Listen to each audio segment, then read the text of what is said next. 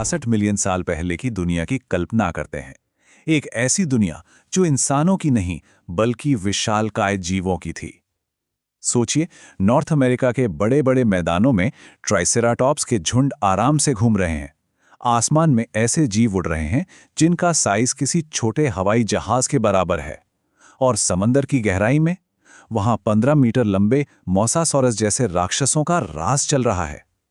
और इन सबके बीच जंगलों के अंधेरे में छिपा है उस पूरे इकोसिस्टम का बेताज बादशाह टायरेनोसॉरस रेक्स। सब कुछ कितना परफेक्ट और वाइब्रेंट लग रहा है ना? इन शानदार जीवों को जरा भी अंदाजा नहीं था कि उनकी इस विशाल दुनिया का अल्टीमेट रीसेट बटन बस दबने ही वाला है। तो चलिए आज के इस खास एक्सप्लेनर में इस रहस्य की गहराई में उतरते हैं।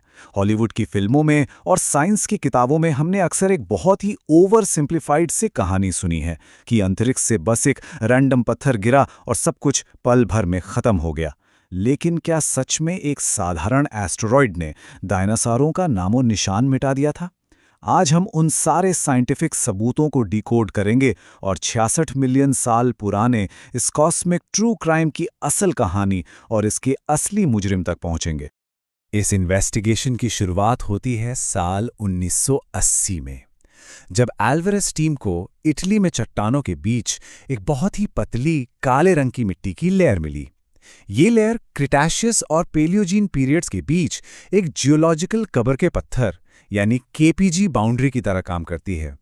मजे की बात यह है कि जब इस मिट्टी की जांच की गई तो इसमें इरिडियम नाम का एलिमेंट आम मिट्टी से 300 गुना ज्यादा पाया गया। अब धरती की ऊपरी सतह पर इरिडियम लगभग ना के बराबर होता है, लेकिन आउटर स्पेस की चट्टानों में इसकी भरमार होती है। ये एक एकदम क्लियर कॉस्मिक फिंगरप्रिंट था जिसने साबित कर दिया कि कोई बहुत ही विशाल चीज अंतरिक्ष से आकर हमारी पृथ्वी से टकराई थी। Section 1, the first suspect fails. चलिए देखते हैं कि हमारी जांच का पहला मुजरिम कैसे गलत साबित हुआ। जब ये पक्का हो गया कि टक्कर तो हुई थी, तो सबसे बड़ा सवाल ये उठा कि ये कातिल पत्थर आखिर आया कहां से था। दशकों तक साइंस की दुनिया का पहला सस्पेक्ट था मेन एस्टेरॉयड बेल्ट, जहां एकदम ड्राई और पथरीले एस्टेरॉयड मिलते हैं। लेकिन जब मेक्सिको के पास समंदर के नीचे 150 किलोमीटर चौड़े चिक्सलूप क्रेटर की खोज हुई और वहां से सैंपल्स निकाले गए तो पूरी कहानी पलट गई। केमिकल फिंगरप्रिंटिंग से पता चला कि वो कोई आम पत्थर नहीं था, बल्कि एक कार्बोनेशियस कॉन्ड्राइट था। मतलब एक ऐसा पत्थर जिसमें कार्बन, अमीनो एसिड और पानी भरा हुआ था। और ऐसे पत्थर मेन एस्टेरॉयड बेल्ट में नहीं, बल्कि हमारे सोलर सिस्टम के सबसे भारी, सबसे अंधेरे और बर्फीले इलाके यानी ऊट क्लाउड में पाए जाते हैं। इसका सीधा सा मतलब था कि वो कातिल कोई आम एस्टेरॉयड नहीं, बल्कि डीप स्पेस से आया हुआ एक कॉमेट था। Section 2, Jupiter's fatal slingshot. अब यहां कहानी में एक जबरदस्त ट्विस्ट आता है। सोचने वाली बात है कि इतनी दूर ऊट क्लाउड से कोई पत्थर सीधा धरती तक कैसे पहुंच सकता है? हार्वर्ड के सुपर कंप्यूटर सिमुलेशंस ने एक चौंकाने वाला खुलासा किया है। हमारे सोलर सिस्टम का सबसे बड़ा ग्रह जुपिटर इस पूरी घटना का कॉस्मिक गॉडफादर था। हुआ यूं कि एक विशाल कॉमेट ऊट क्लाउड से निकला और रास्ते में जुपिटर की बेतहाशा ग्रेविटी ने उसे एक गुलेल या स्लिंगशॉट की तरह सीधा सूरज की तरफ फेंक दिया। जब ये बर्फीला पहाड़ सूरज के बहुत करीब पहुंचा तो सूरज की भयानक गर्मी और ग्रेविटी ने उसे कई टुकड़ों में तोड़ डाला, और उन्हीं टुकड़ों में से एक विशाल टुकड़ा जो माउंट एवरेस्ट से भी बड़ा था, वो धरती की तरफ अपनी फाइनल डेस्टिनेशन के लिए निकल पड़ा। अब जरा इस तबाही के स्केल को इमेजिन करते हैं। 100 ट्रिलियन टन टीएनटी। जी हां, ये 10 से 15 किलोमीटर चौड़ा एक पूरा का पूरा पहाड़ था जो 72,000 किलोमीटर प्रति घंटे की खौफनाक रफ्तार से धरती के एटमॉस्फेयर में घुसा।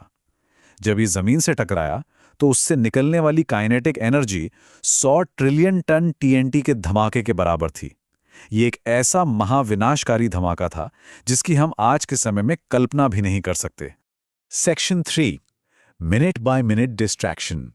आइए इस तबाही को ग्राउंड जीरो से समझने की कोशिश करते हैं। ये सच में रोंगटे खड़े कर देने वाला है। 0 सेकेंड्स। टकराते ही वो 10 से 15 किलोमीटर का पत्थर और उसके नीचे की 30 किलोमीटर गहरी धरती की क्रस्ट पल भर में वेपराइज होकर ठोस से सीधा गैस बन गई। पहला मिनट रिक्टर स्केल पर 11 या 12 का भयानक भूकंप आया, जिसने धरती के हर महाद्वीप को हिलाकर रख दिया। पहला घंटा, जो पिघला हुआ पत्थर अंतरिक्ष की तरफ उछला था, वो लाल गरम कांच के टुकड़ों की तरह वापस जमीन पर बरसने लगा, जिसने पूरी दुनिया के जंगलों में एक ग्लोबल फायर स्टॉर्म या आग का तूफान ला दिया। और अगले 6 से 8 घंटों के अंदर 300 मीटर से लेकर 1 किलोमीटर तक ऊंची मेगा सुनामी लहरों ने महाद्वीपों को अपनी चपेट में ले लिया। जो भी आसपास था, वो तो पलक झपकाते ही राख हो गया। Section 4, the endless dark night.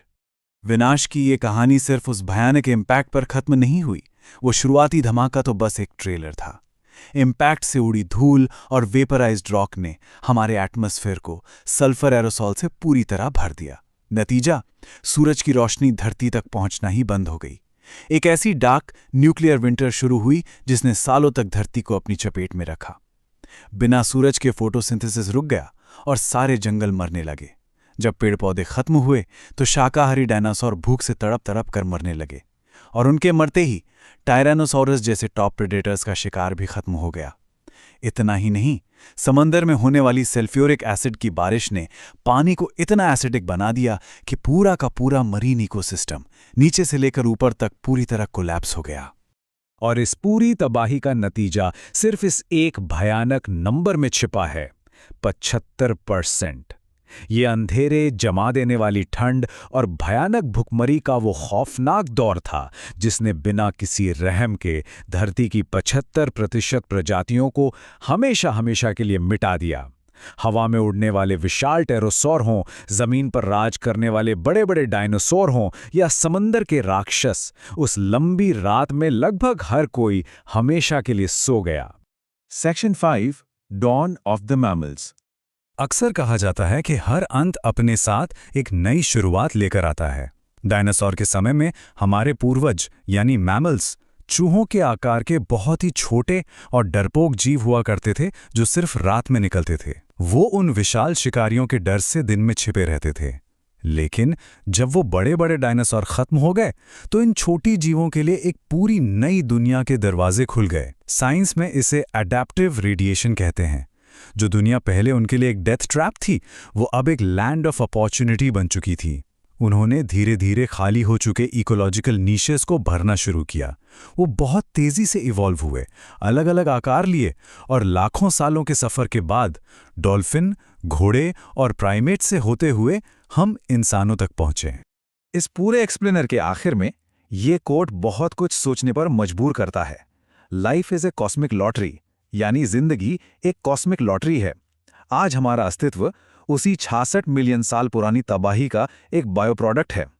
जरा सोचिए, अगर ऊट क्लाउड का वो कॉमेट जुपिटर के रास्ते में ना आया होता तो शायद आज हम इंसान इस धरती पर होते ही नहीं। डायनासोर की लॉटरी एक्सपायर हो गई और हमारी लग गई। लेकिन आज के समय में हम सिर्फ किस्मत के भरोसे नहीं बैठे हैं। नासा के डार्ट मिशन जैसी एडवांस टेक्निकें ये साबित करती हैं कि इंसान आसमान पर नजर रखे हुए है और खुद को बचाने की पूरी तैयारी कर रहा है। लेकिन फिर भी एक सवाल तो उठता ही है, क्या हम इस विशाल ब्रह्मांड में सचमुच तैयार हैं, या फिर इतिहास खुद को दोहरा सकता है?